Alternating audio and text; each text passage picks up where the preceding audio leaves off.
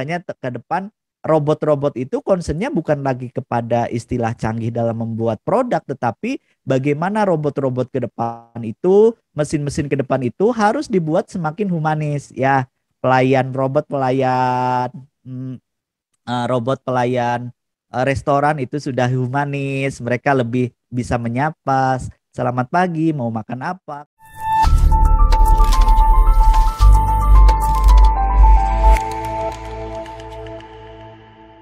Bismillah, Assalamualaikum warahmatullahi wabarakatuh. Selamat pagi teman-teman semua. Senang sekali saya dapat berjumpa dengan teman-teman dari Universitas Gunadarma ya. Kita sering mendengar Universitas Gunadarma tuh luar biasa ya. Yang terkenal yang saya ingat memang salah satunya adalah yang berhubungan dengan teknologi ya, yang berhubungan teknologi. Dan seperti yang Pak Mufid sampaikan bahwa jalan untuk menuju sebuah kedidayaan teknologi memang banyak ya, mahasiswa teman-teman. Di kementerian sendiri banyak sekali media yang bisa gunakan teman-teman untuk mengeksplor kemampuan teman-teman seperti PKM ya. PKM harus ikut ya, mau tidak mau setiap tahun harus ada yang dikirim dari Gunadarma. PKM harus ikut. Kemudian kalau di kementerian itu ada juga PBBT ya. PBBT itu harus ikut teman-teman. Itu PBBT juga harus ikut. Kemudian ada juga kalau yang sekarang ada namanya Kedai Reka. Kedai Reka ini teman-teman bisa kolaborasi dengan dosen, produk-produk hasil riset yang dilakukan oleh teman-teman di perguruan tinggi bisa dikolaborasikan dengan industri melalui Kedai Reka. Nah, teman-teman banyak sekali. Terakhir yang Pak Mufid sampaikan terkait juga dengan PKM kewirausahaan produk digital. Nah, itu juga teman-teman harus ikut, apalagi yang hubungannya dengan teknologi informasi atau jurusan informatika ya. Itu teman-teman harus ikut, mau tidak mau saya pikir harus ikut. Produknya mulai dikembangkan, kemudian ide-idenya mulai dibentuk produk, dibentuk layanan, kemudian di branding segala macam. Akhirnya teman-teman nanti bisa ikutan ke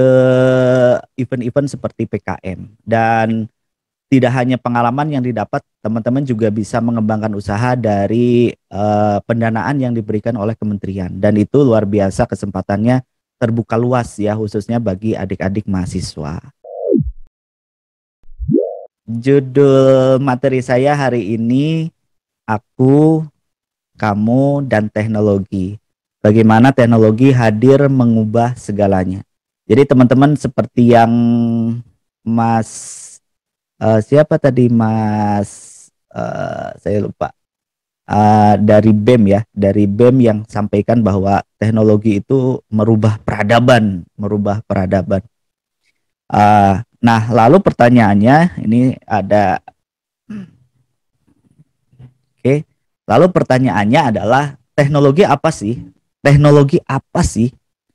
Teknologi apa? Apakah pesawat sederhana masuk teknologi? Nah, ini pertanyaan. Maka pesawat sederhana adalah masuk teknologi ya. Teman-teman kalau waktu SD dulu belajar bidang miring, kemudian roda, itu termasuk teknologi. Dan kehadiran teknologi yang sangat sederhana itu merubah peradaban. Kemudian ada mesin uap juga merubah peradaban. Kita tahu revolusi industri di Prancis waktu itu merubah peradaban karena salah satunya hadirnya mesin uap. Kemudian dari mesin uap muncul juga diesel. Perubahan dari uap, kemudian penggunaan minyak bumi sebagai bahan utamanya. Muncul diesel, kemudian muncul mesin-mesin canggih lainnya yang berhubungan dengan transportasi. Kemudian juga ada listrik. Listrik juga merubah peradaban. Dulu orang naik motor harus di engkel, harus di starter. Sekarang dengan menggunakan listrik, baterai habis tinggal ganti begitu ya. Semuanya berubah menggunakan listrik, dan semuanya seperti merubah peradaban begitu. Kemudian muncul juga yang namanya komputer. Nah, komputer muncul di abad 21 ya, abad 21, abad 20. Abad 20 itu semuanya juga berubah dengan kehadiran komputer. Dulu yang orang menghitung deret yang begitu panjang bisa lama sekali, kemudian dengan hadirnya sebuah teknologi yang namanya komputer, semuanya jadi berubah sangat cepat. Muncul komputer yang masih stand alone, di sana sendiri, di sini sendiri, stand alone. Kemudian muncul jaringan, akhirnya muncul yang namanya internet. Muncul yang namanya jaringan dunia yang menghubungkan banyak titik di dunia. Muncul internet, semuanya berubah. Bagaimana orang ngobrol, kemudian sekarang bagaimana orang berkomunikasi, semuanya berubah dengan hadirnya yang namanya internet. Kemudian setelah internet muncul, muncul lagi yang namanya artificial intelligence, AI, robotika, dan segala macam. Hingga muncul yang terakhir kita kenal istilah namanya virtual world kah, metaverse kah, segala macam hasil dari perkembangan teknologi yang ada saat ini, khususnya dalam bidang industri, khususnya bidang telematika, khususnya dalam bidang informasi, semuanya berubah. Nah, itulah yang disebut sebagai teknologi. Kalau kita ingat dulu ya zaman manusia purba begitu. Apa teknologi yang hadir saat itu? Mungkin pisau ya, pisau batu yang dipecah, yang asalnya mungkin langsung dimakan begitu ya, tetapi dengan adanya batu kemudian berubah lagi dengan adanya ditemukannya logam. Logam juga teknologi dan merubah bagaimana manusia hidup, bagaimana manusia berkomunikasi, semuanya berubah dengan sebuah teknologi baru. Nah, lalu pertanyaannya, nah ini perkembangan teknologi ya, teman-teman, ini sering sekali muncul di berbagai seminar, di berbagai pemateri, ada industri 1.0, ada industri 2.0, ada industri 3.0 sampai industri 4.0. Industri 1.0 ada mesin uap ya, tenun yang orang dari awalnya menenun begitu ya, menggunakan manual, menggunakan tangan, di truk begitu. Kemudian berubah menjadi satu pabrik yang bisa memproduksi tenun dengan sangat cepat. Kemudian ada industri 2.0, ada mass production, lebih banyak lagi. Kemudian ada assembly line, ada electronical energy, sudah berbasis listrik di industri 2.0. Kemudian muncul lagi 3.0, ada automation, ada computerized, kemudian ada elektronik. Di 1969 sampai ke sini semuanya yaitu 3.0. Teman-teman bayangin dulu, mau bikin kaos itu bisa jadi satu orang nenun bisa menghabiskan waktu 1 hari. Sekarang yang namanya dari benang sampai ke kain itu dalam satu proses itu bisa menghadirkan bermeter-meter, bahkan mungkin sampai 1 kilometer kain. Kemudian juga dirubah menjadi warna begitu. Yang dulunya mungkin lama, sekarang begitu cepat dengan adanya yang namanya perubahan teknologi. Dan saat ini kita ada di era industri 4.0. Dan teman-teman sering sekali mendengar ada cyber physical system, ada Internet of Things, ada juga network, ada juga internet. Teman-teman dulu masih ingat ya, kalau kita menyalakan lampu itu harus ada yang dicetrek begitu ya. Sekarang semuanya bisa dikontrol melalui handphone. Semuanya bisa dikontrol melalui handphone. Ingin warna apa bisa diganti, kemudian ingin nyala jam berapa bisa disetting. Semuanya berubah dengan adanya industri 4.0. Ada automation, kemudian ada Internet of Things, ada network yang begitu luas, dan bandwidth di Indonesia juga semakin tinggi ya, semakin tinggi, walaupun kalau teman-teman lihat di berbagai infografis ya, internet di Indonesia itu masih sangat lambat bila dibandingkan dengan negara-negara lain, apalagi kalau dibandingkan dengan semacam Singapura, kemudian Korea Selatan yang memang jaringan internetnya sudah sangat cepat. Dan pergerakan jaringan internet juga di Indonesia penetrasinya juga sangat bagus ya. Kalau kita lihat statistik, handphone di Indonesia itu udah 1,5-nya orang ya, jumlah penduduk itu misalkan 200 sekian juta. Nah, handphonenya itu lebih dari itu, berarti setiap orang itu memiliki minimal 1,5 handphone bila dirata-ratakan. Dan bandwidth di Indonesia juga semakin bagus. Dulu saya pertama kali kenal internet sekitar tahun 2000-an, itu internet itu pakai dial up 28 kbps, kemudian naik menjadi 56 kbps, kemudian berubah lagi menjadi ADSL, naik. Saya masih ingat pertama kali kerja waktu itu di Darut Tauhid sekitar tahun 2002, internet 64 kbps itu dipakai oleh hampir 60 komputer yang ada di kantor. Bayangin teman-teman, lambatnya saat itu. Tetapi memang file-file yang di-download juga masih kecil, tapi masih begitu sangat lambat. Oke. Lalu pertanyaannya, kenapa harus berteknologi? Ini suka ada yang nanya, kenapa sih kita harus berteknologi? Yang pertama adalah mendokumentasikan masa lampau. Kok penting sih mendokumentasikan masa lampau? Betul. Teknologi itu akan berkembang, teknologi itu akan maju, teknologi itu akan mengalami update jika mereka lengkap memiliki dokumentasi masa lampau. Ya, teman-teman, anggaplah seperti ini. Teman-teman tidak punya kemampuan untuk membuat sebuah mobil di masa lalu, maka teman-teman tidak bisa membuat teknologi yang masa mendatang. Justru teknologi itu adalah perbaikan demi perbaikan yang dilakukan dari dokumentasi masa lampau. Ya, teman-teman ingat nggak ada pesawat yang jatuh, Lion Air? Itu teknologinya namanya MCAS. MCAS teknologi hadir, failure, rusak, dan membuat sebuah pesawat crash. Akan ada inovasi selanjutnya supaya pesawat itu tidak jatuh kembali dengan teknologi yang sama.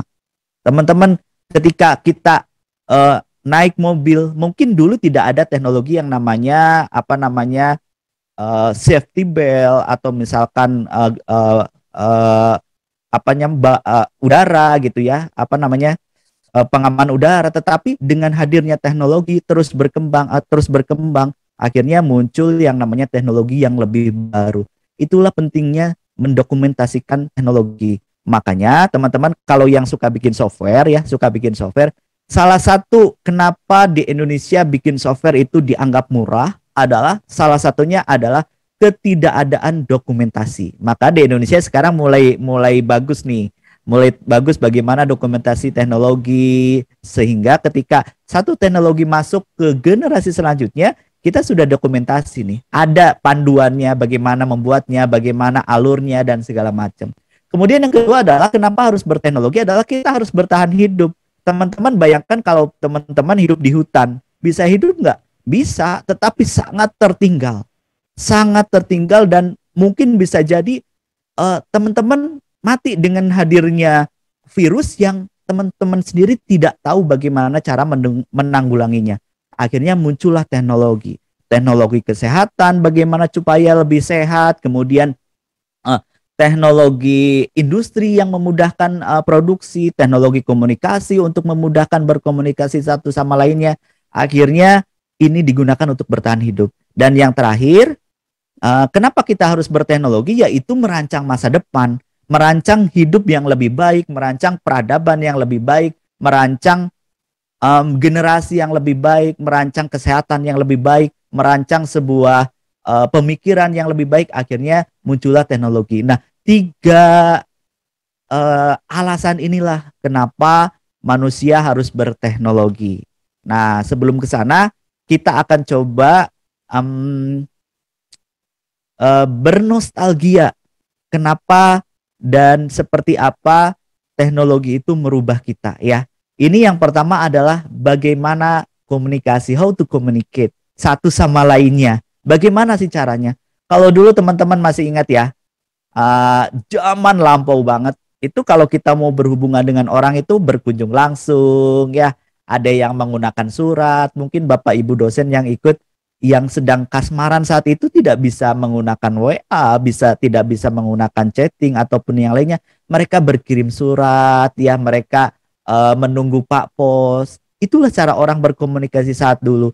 Kemudian dengan menggunakan utusan, bahkan ada yang menggunakan utusan raja 1 ketemu raja 2, mereka nggak langsung ketemu, mereka saling kirim utusan. Kemudian juga menggunakan telegram, ketika ada informasi yang begitu sangat cepat harus disampaikan, mereka menggunakan telegram ya, menggunakan bahasanya satu sama lainnya itu dengan Morse ya, teman-teman tahu bahasa Morse, kemudian diterjemahkan menjadi teks hanya untuk menginformasikan bahwa A meninggal dunia. Kalau sekarang kan bisa langsung, bahkan kita bisa menyaksikan bagaimana beliau sedang sakit sampai meninggal segala macam, itu semua bisa disaksikan. Tetapi saat itu hanya menggunakan telegram. Kemudian muncul teknologi baru seperti SMS, kemudian pager ya. Pager itu semacam alat kecil ya, hanya untuk mengirimkan teks pesan berbasis teks.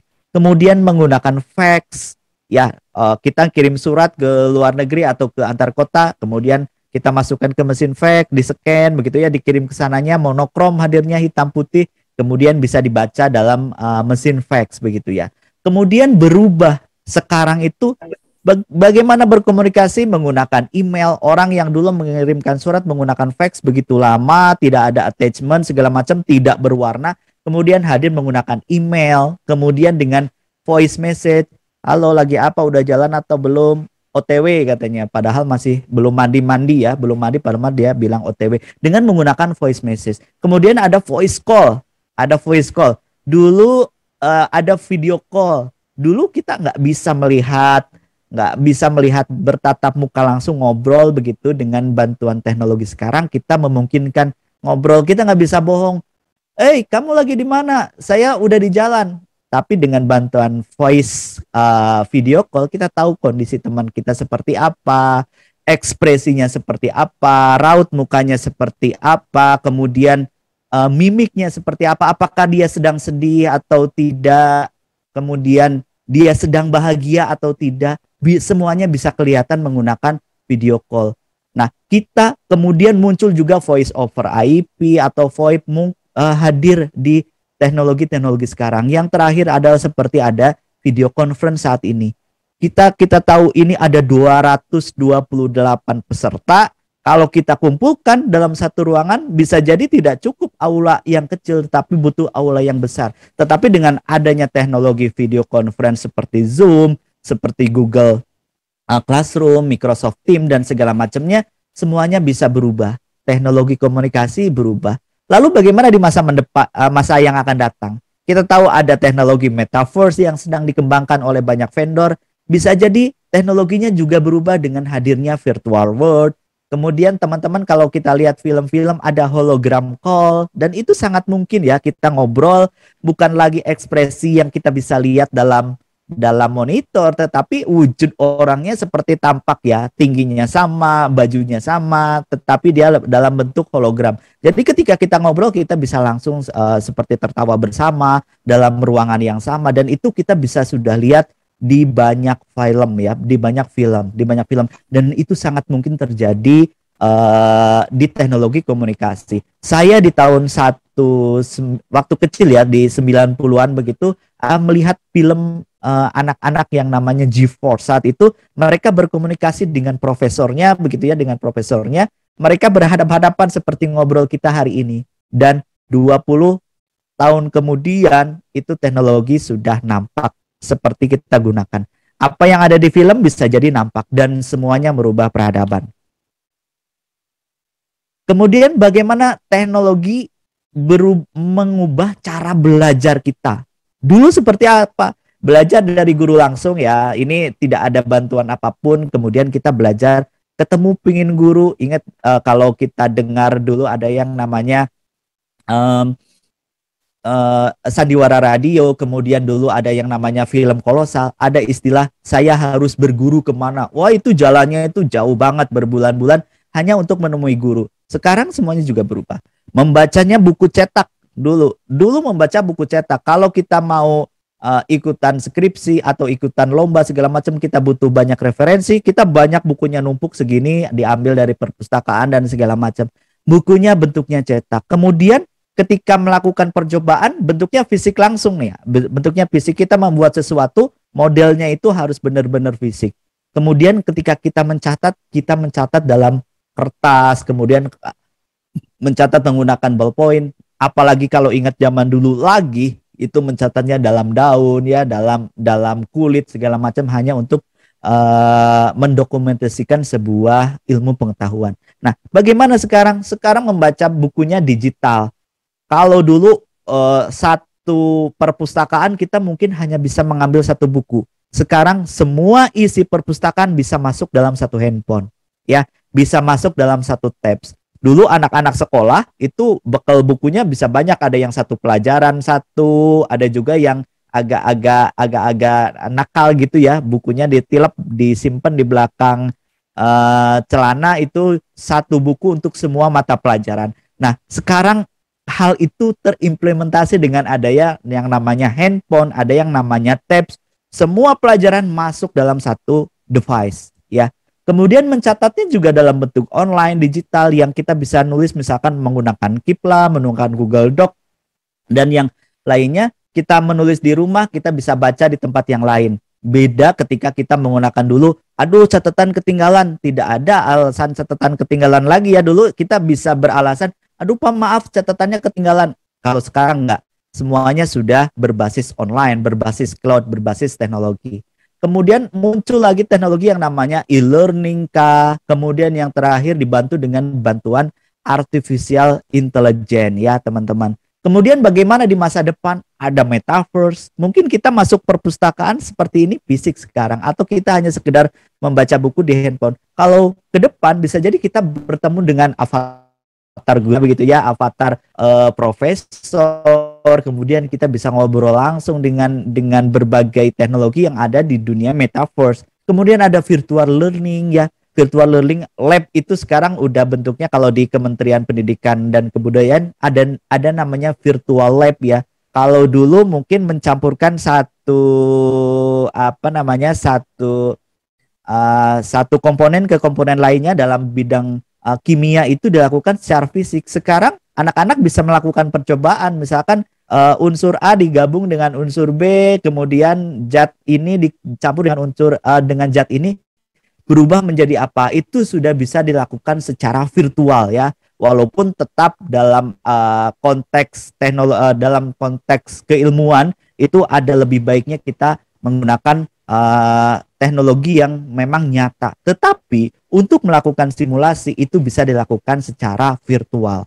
Kemudian di masa mendatang juga memungkinkan, kalau sekarang handphone ukurannya segini nih, ukurannya ya paling kecil ya segini ya. Kemudian di masa mendatang sangat mungkin informasi apapun tersimpan dalam chip yang sangat kecil, mungkin bisa dipasang di sini, bisa dipasang di kacamata ya. Kita mencari searching kayak misalkan cari PMB Universitas Gunadarma, hanya sekedar dari kacamata kecil kita bisa mencari informasi apapun di situ.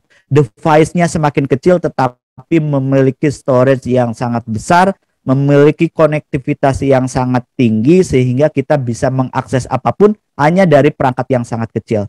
Kemudian di masa mendatang juga simulator itu makin begitu sangat nyata. Ya teman-teman yang biasa main game ya, yang biasa main game, dulu mungkin simulatornya agak sedikit kaku. Makin ke depan kita ketika menggunakan simulator MotoGP, simulator Formula One itu benar-benar begitu nyata. Karena di situ ada gabungan artificial intelligence, ada big data, kemudian ada machine learning dan segala macam. Akhirnya simulator itu makin terasa nyata.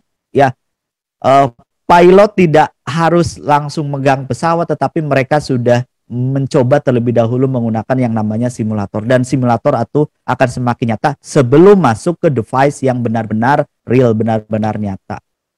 Kemudian kita masih bernostalgia juga. Ini nyambung banget sama FTI ya, teknik industri. Dulu bagaimana ketika orang membuat sesuatu, ada yang manual menggunakan tangan dan peralatan seadanya ya. Kita membuat, istilahnya membuat gerabah saja, membuat gerabah, piring segala macam kita harus pakai tangan manual. Kemudian mengandalkan tenaga kuda ya untuk memutarkan sebuah roda, untuk memutarkan sebuah mesin ya. Secara manual itu ada kuda yang muter begitu, atau dengan bantuan angin, atau dengan bantuan air. Kemudian dirancang secara manual, digambar dulu ya, digambar ini nantinya seperti apa ya bentuk model produk yang akan kita kembangkan. Kita masih digambar manual. Kemudian membuat prototipe dan menjalankan prototipenya langsung ya. Kita bikin mobil. Kita harus langsung berbentuk. Tetapi cost-nya semakin tinggi, kemudian prosesnya semakin lama. Kemudian ada teknologi sekarang. Ya, teknologi sekarang membuat perencanaannya digital. Ya, kalau kita mau membuat mobil, membuat mesin, mau membuat produk tertentu, itu dari rancang sampai disimulasikan itu sekarang bisa dilakukan digital. Bagaimana pewarnaannya? Kita membuat mobil, cocok nggak warnanya begini? Kalau dulu mungkin agak susah. Kalau sekarang desain dibuat, ditempel, oh nanti begini bentuknya. Kemudian di 3D kan seperti itu. Kita membuat satu produk, bagaimana ketika produk itu, misalkan mobil itu menabrak angin, bagaimana ketika dia masuk ke dalam air, tekanannya seperti apa, semuanya bisa disimulasikan secara digital saat ini. Kemudian membuat desain produk secara digital, disimulasikan secara digital juga. Ya, jadi sebelum benar-benar produknya jadi, mereka disimulasikan semua dalam bentuk digital. Kemudian pembuatan dilakukan dengan mesin seperti CNC. Kalau dulu ingat ya teman-teman, di Jepara segala macam ya, membuat satu pintu itu bisa 1 bulan untuk melakukan ukiran. Sekarang dengan ada teknologi desain, kemudian teknologi CNC, orang yang membuat ukiran itu dalam hitungan jam sudah jadi ukuran yang sebegitu besar hanya melalui yang namanya mesin CNC. Kemudian muncul lagi teknologi baru yang namanya 3D printing atau 3D printing. 3D printing kita bikin gelas ya, bikin gelas dulu mungkin harus bikin cetakannya seperti apa, kemudian bentuknya seperti apa, beratnya seperti apa. Dengan adanya teknologi 3 dimensi printing, semuanya berubah. Walaupun saat ini masih menggunakan mika, misalkan ya bahannya plastik, tapi sudah bisa membentuk. Teman-teman kalau buka YouTube 3D printing ini sudah ada yang membentuk sebuah produk dari logam. Berarti ke depan untuk membuat produk logam bisa jadi hanya menggunakan sebuah 3D printing ya. Jadi dibuat produknya jadi. Digambar dulu di komputer seperti apa bentuknya, ukurannya seperti apa, akhirnya muncul sebagai sebuah produk dengan menggunakan 3D printing. Kemudian di masa depan itu 3D printing itu sudah dengan berbagai macam bahan. Kalau saat ini ya mika gitu, plastik. Ke depan mungkin bisa besi, bisa aluminium dan segala macam. Ada robotik dan automation juga. Ini sudah muncul saat ini, tetapi ke depan dengan adanya bantuan artificial intelligence, bagaimana ketika satu mesin bergerak itu sudah benar-benar dilakukan oleh sebuah artificial intelligence. Dan yang terakhir, di teknologi membuat sesuatu ini bisa jadi yang seperti kita banyak lihat di film Marvel kah, kemudian Shield begitu ya, Agent of Shield segala macam. Kita bisa lihat bentuk sesuatu itu bisa dibentuk dalam hologram. Kita buka dalamnya seperti apa, kemudian lebih dalam lagi hanya dalam bentuk hologram, dan teknologi itu sangat mungkin di satu hari.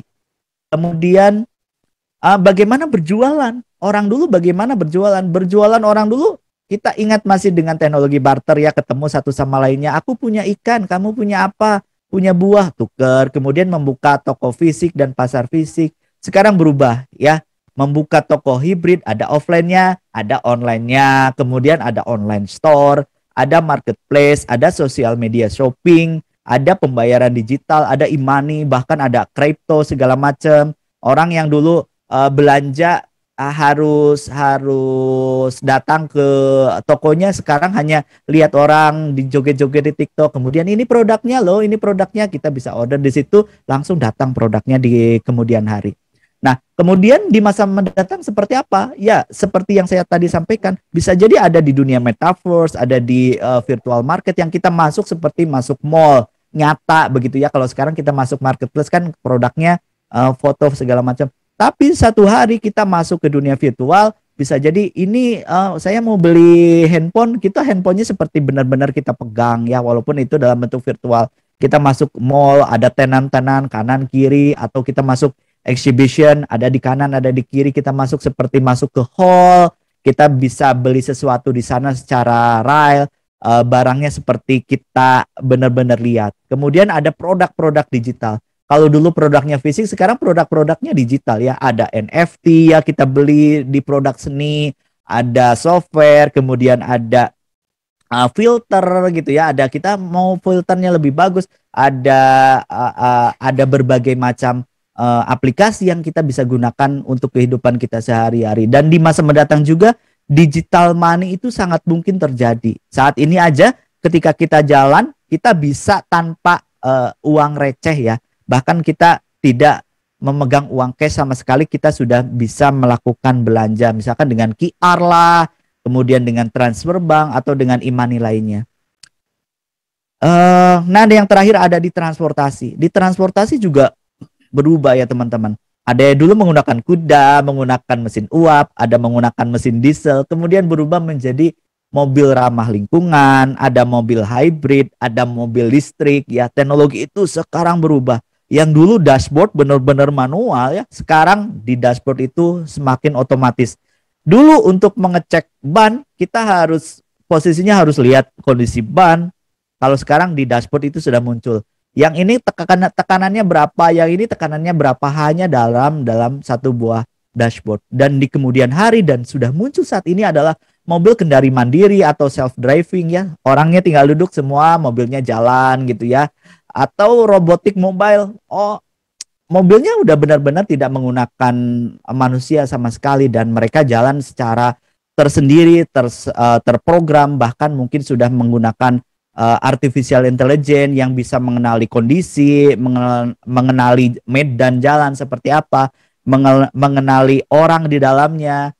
Kalau dulu kita masuk ke kereta misalkan, langsung aja berjubel. Nanti masuk ke kereta bisa jadi langsung kita ke capture segala macam, kemudian data kita ada masuk bahwa kita sedang sakitkah, kita sedang tidak enak badankah, atau kita pernah mengalami gangguan mental segala macam. Dulu kita masuk pesawat secara bebas.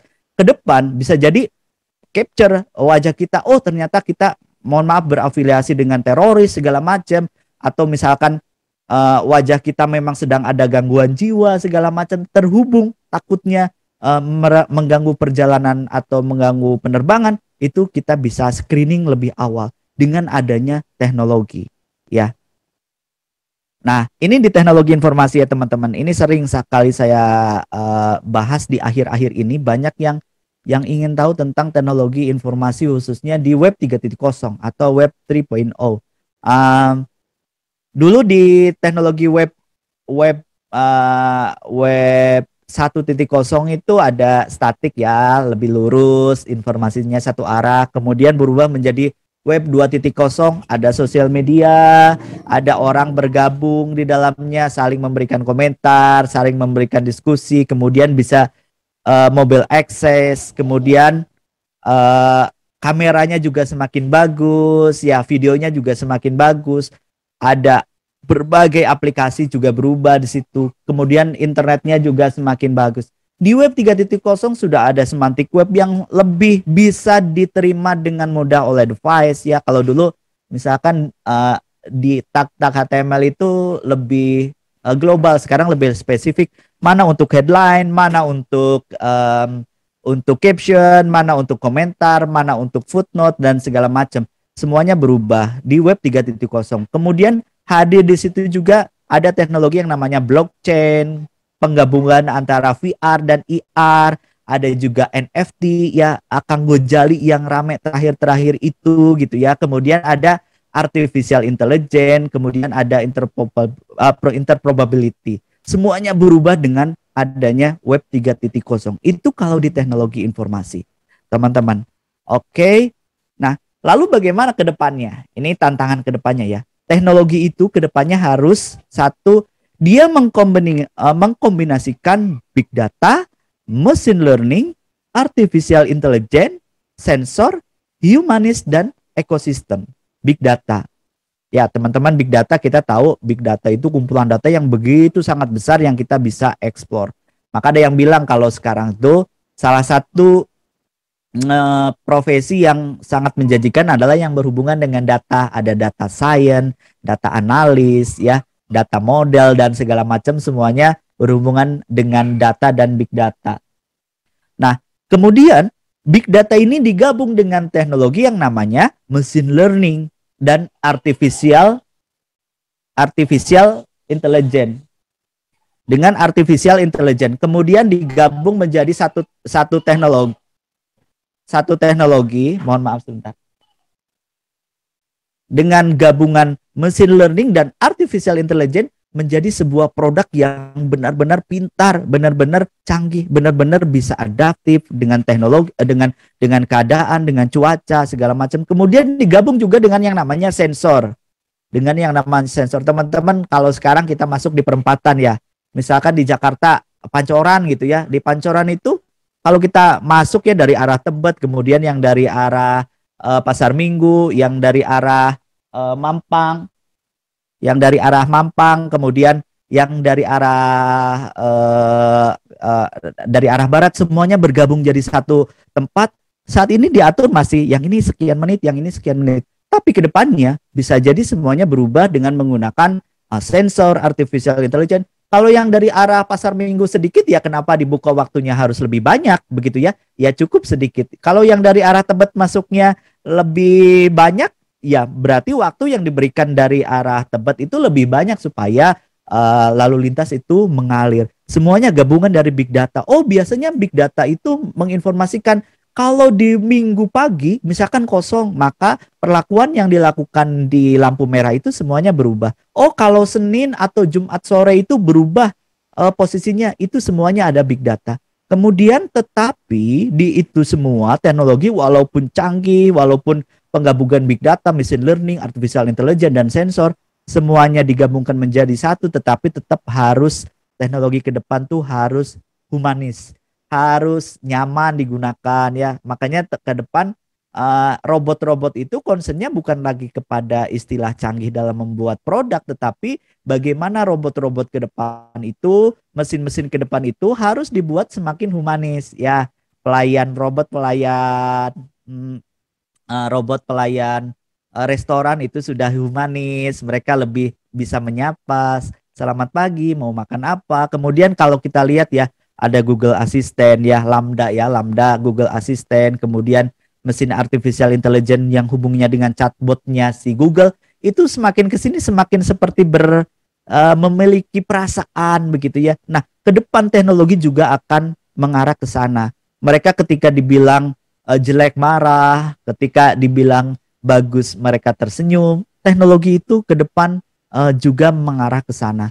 Kemudian teman-teman yang terakhir, bagaimana ke depannya teknologi itu harus yang namanya tergabung ke dalam ekosistem. Tidak bisa berjalan sendiri-sendiri ya teman-teman.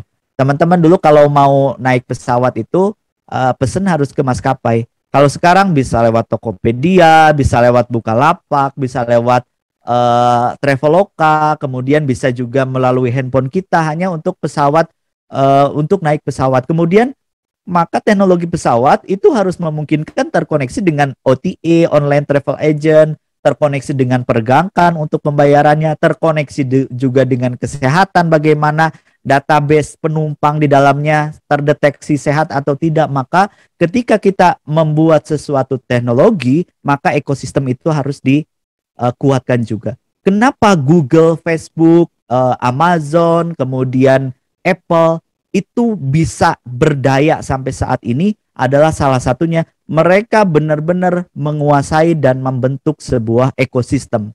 Ya, ingat teman-teman, ketika kita bangun tidur kita lihat Android, kita buka TV ada TV Android, kita mau searching sesuatu ada Google Search, kita mau ngirim email ada Google Mail, kita mau ngomong ada Google Hangout, ada Google Meet, kita butuh sesuatu ada Google Kalkulator segala macam, ada Google Workspace. Ketika kita mau membuat dokumen, ada Google Doc. Itulah kenapa keterhubungan satu teknologi dengan teknologi lainnya dibutuhkan dalam sebuah ekosistem. Nah, di teknologi industri, di teknologi apapun, itu harus semuanya terhubung dalam satu buah ekosistem. Ketika kita mampu membuat sebuah ekosistem, maka di situ kita yang akan sangat berdaya. Nah, kemudian ke depan teknologi seperti apa sih setelah pas pandemi? Mungkin teman-teman di teknik industri, di teknik informatika akan dituntut untuk mengakomodasi ini dalam teknologi yang dibuatnya. Apa saja? Salah satunya adalah berfokus pada untouchable teknologi. Ya, kalau dulu kita mau parkir itu harus dipencet ya tombolnya. Sekarang sudah untouchable ya. Di Bandung ada satu tempat wisata yang toiletnya benar-benar untouchable ya, untouchable. Mau buka pakai sensor, mau nyalain air pakai sensor, nyalain lampu pakai sensor begitu ya. Itu di toilet semuanya untouchable. Setelah pandemi ini semuanya juga berubah teman-teman ya. Bagaimana teman-teman belajar dulu harus luring, sekarang bisa daring, bisa hybrid, ngumpulin tugas dulu dalam bentuk cetak, sekarang bisa dalam bentuk digital. dulu dokumentasi harus dalam bentuk video DVD yang dikumpulkan, sekarang sudah bisa diupload, semuanya untouchable. Kemudian berfokus pada teknologi yang lebih sehat, apalagi ini teman-teman yang hubungannya dengan teknologi, kita bisa ke depannya menciptakan berbagai teknologi yang berhubungan dengan kesehatan. Baju kita harus sehat, baju kita, peralatan kita harus lebih tidak rentan terhadap penularan virus segala macam. Maka teknologi mendatang itu teknologinya harus lebih sehat. Kemudian juga berfokus pada virtual dan automation.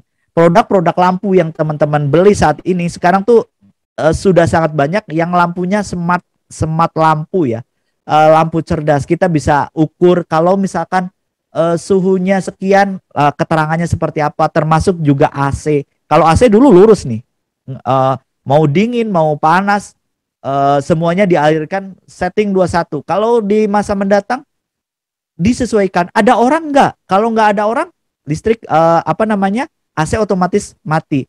Suhu saat ini berapa? Oh, ternyata suhu saat ini adalah 16. Maka terlalu dingin untuk seorang manusia, akhirnya dinaikkan secara otomatis. Kemudian itu ada virtual dan automation. Yang dulu menggunakan manual, sekarang semua berbasis automation. Dan teman-teman harus memikirkan ini. Teknologi kita harus ke depannya harus ke sana. Kemudian berfokus pada big data, data artificial intelligence, dan machine learning. Penggabungan itu semua. Lampu itu walaupun di tempat kecil itu sudah ada chip yang bisa kita gunakan menanamkan sebuah formula, sebuah rumus, sebuah komen supaya itu bisa benar-benar otomatis dengan bantuan artificial intelligence, ada juga bantuan dengan machine learning. Nah, lalu tantangannya seperti apa ini teman-teman, slide terakhir ya. Ini teman-teman perlu ingat sekali. Dalam dunia teknologi, yang pertama yang harus kita lakukan adalah tech update. Update teknologi, teman-teman jangan cupu, teman-teman jangan ketinggalan teknologi. Ketika teman-teman kuliah di jurusan yang depannya namanya teknik, itu sangat berhubungan dengan teknologi. Maka yang harus teman-teman lakukan adalah tech update. Update teknologi, jangan sampai ketinggalan. Kunci utamanya adalah apa? Kunci utamanya salah satunya adalah kemauan, dan yang kedua adalah bahasa. Ya, teman-teman harus menguasai bahasa Inggris dengan baik supaya kita bisa mengupdate informasi apapun dari luar negeri. Ya, teman-teman jangan hanya mengandalkan informasi yang datang dari produk-produk atau informasi yang berhubungan produk dari bahasa Indonesia begitu. Kemudian selain update teknologi, kita juga harus melakukan research. Terus melakukan research, apalagi teman-teman yang bidang teknologi industri ya. Melakukan riset, percobaan, produknya cocok atau enggak, buat simulatornya, buat modelnya, buat prototipenya, dilakukan research. Kemudian dari skala research ini kita sudah bisa membuat mobil nih, mobil bentuknya seperti ini, kita bisa membuat produk bentuknya seperti ini. Lalu kita berpikir bagaimana si produk yang sudah menjadi prototipe itu harus dikembangkan menjadi sebuah skala industri. Kalau dulu dinaikin, misalkan kita membuat sebuah mobil, kita membuat sebuah kursi, otomatis itu didudukin oleh anak kecil, beratnya seperti apa, kemudian ketika orang dewasa seperti apa. Itu masuk ke industrial scale, masuk ke skala industri. Bisa nggak ini diproduksi secara massal kemudian dijual? Ini bisa tidak? Maka hasil riset yang kita lakukan di universitas, di perguruan tinggi harus bisa dilakukan menjadi sebuah skala industri. Kemudian dari situ muncullah kebutuhan yang namanya modal kapital ya, kapital. Untuk mengembangkan hasil riset yang kita lakukan dalam teknologi, untuk masuk ke dunia industri butuh modal. Maka yang saya sampaikan tadi, yuk dari skala kecil-kecilan yang kita lakukan, ikut PBBT, ya ikut PKM. Dari situ ada pendanaan kecil-kecilan untuk mengembangkan produk kita masuk ke skala industri. Kemudian kita juga, kalau bicara teknologi, kita juga harus bicara timing, harus bicara waktu. Tepat nggak teknologi ini masuk ke dalamnya? Tepat nggak teknologi itu dideliver? Tepat nggak kita membuat produk ini yang dengan kondisi saat ini? Ketika kita saat ini membuat teknologi misalkan berbasis DVD, maka bisa jadi nggak laku. Karena orang sekarang semuanya sudah berbasis cloud. Maka timing itu perlu diperhatikan juga ketika teman-teman membuat sebuah produk yang berhubungan dengan teknologi. Kemudian yang selanjutnya adalah network. Network baik secara bisnis, baik secara knowledge, kita perlu. Nah, makanya saya selalu selalu bilang ketika mengisi webinar yang di komunitas-komunitas pendidikan seperti Universitas Gunadarma saat ini, network itu penting ya teman-teman. Network itu penting. Maka ketika teman-teman gabung dalam sebuah seminar, kenalanlah satu sama lainnya. Yang kedua, itu tidak teman-teman harus berkolaborasi antara satu entitas dengan entitas lainnya. Ya, jadi jangan julid nih teman-teman. Teman satu ada yang sudah bikin satu produk, julid, dijailin segala macam. Akhirnya teman-teman tidak bisa berkembang padahal sesama Universitas Gunadarma. Ini penting. Banyak kejadian yang justru dalam satu entitas pendidikan mereka tidak saling berkolaborasi. Inilah pentingnya kolaborasi network. Makanya saya rekomendasikan itu ada yang namanya kedai reka, ya, ada yang namanya PKM. Mereka bisa berkolaborasi antara pendidikan dengan industri. Maka pengembangan produk ini tidak hanya berhenti di dalam riset dan prototipe di universitas, tetapi mereka bisa kembangkan ke dalam industri. Pentingnya riset, pentingnya network seperti itu. Teman-teman bisa berkolaborasi. Kamu bisa apa? Kamu bisa apa? Kemudian kita berkolaborasi membuat sebuah layanan, membuat produk teknologi. Dan saya pikir teman-teman tidak harus berkolaborasi dengan yang sesama pinter. Misalkan yang ini pinter pemrograman, ini pinter pemrograman, ya jangan berkolaborasi dengan orang yang memiliki kemampuan sama, tetapi teman-teman bisa berkolaborasi. Misalkan yang jago pemrograman, yang jago bikin produk fisik, berkolaborasilah dengan orang yang pinter jualan, yang pinter marketing, kemudian bisa bergabung dengan orang yang jago mengurus keuangan, jago manajemen, kemudian jago mengatur load pekerjaan dan segala macam. Teman-teman bisa berkolaborasi di situ. Tidak semuanya jago teknologi, tetapi semuanya bisa digabungkan dalam satu entitas yang mungkin akan lebih cepat berkembang daripada kumpulan orang teknologi. Kita lihat ya yang gede-gede kayak Google, ada Larry Page, Sergey Brin. Itu dua-duanya bukan orang teknologi semua. Mereka bisa menggabungkan dua kemampuannya yang berbeda menjadi satu bagian dan akhirnya besar. Kemudian setelah produknya ada, entitasnya ada, layanannya ada, kita berpikir scale up, berpikir membesarkan. Ya, kalau dulu kita bisa memproduksi untuk tetangga-tetangga saja. Kemudian bagaimana kita berpikir untuk satu kecamatan, kemudian kita berpikir produk kita digunakan oleh satu kabupaten, oleh satu provinsi, oleh satu negara atau nasional, bahkan di produk kita digunakan oleh yang namanya internasional ya. Dari universitas kita sering dengar ya berbagai produk yang awalnya prototipe kemudian dimasuk ke skala industri dan sekarang kita bisa dinikmati di banyak tempat. Semuanya dilakukan dengan scale up. Ya, scale up itu banyak tekniknya ya. Salah satunya yang penting adalah adanya capital, adanya modal. Dan yang terakhir yang teman-teman harus pikirkan adalah pivot. Ketika teman-teman punya satu produk teknologi, kemudian teman-teman kembangkan ternyata tidak berkembang, pasar tidak menerima, apa yang harus dilakukan? Teman-teman harus melakukan pivot. Jalan keluarnya seperti apa? Plan A, plan B, plan C-nya seperti apa? Ketika teman-teman punya bisnis layanan dalam bidang teknologi, nah bagaimana pivotnya? Nah, pivot juga berhubungan dengan salah satunya masuk ke lantai bursa itu untuk mengembangkan supaya teman-teman bisa berkembang. Kita ingat ya, misalkan Ahmad Zaki atau teman-teman dari lainnya, misalkan dari Bukalapak ya. Bukalapak, Ahmad Zaki waktu itu dia punya Bukalapak bisa jadi di angka 60%, 70% sahamnya dengan nominal misalkan anggaplah X rupiah. Tetapi saat ini ketika sudah melakukan pivot, dia mungkin hanya memiliki sekitar 4%-an. Tetapi 4% sekarang itu nilainya begitu besar. Ya, teman-teman punya satu produk, teman-teman punya kuasa penuh 100% kepemilikan. Bisa jadi produk itu hanya bernilai 10 juta rupiah. Tetapi ketika teman-teman pivot, teman-teman dijual, teman-teman di scale up segala macam, teman-teman memiliki hanya sekitar 2%. Tetapi 2% itu mewakili misalkan 2 miliar, 200 miliar. Nah, teman-teman harus sudah memiliki mimpi ke sana, bahkan dari mahasiswa. Stepnya adalah lakukan tech update, lakukan research, berpikir bagaimana produk ini masuk ke skala industri, bagaimana memikirkan modalnya, bagaimana memikirkan timing yang tepat, tetap mengelola network, bagaimana supaya scale up, dan yang terakhir bagaimana kita ketika bisnis kita sudah harus berkembang atau kita masuk ke dunia baru dengan yang namanya pivot.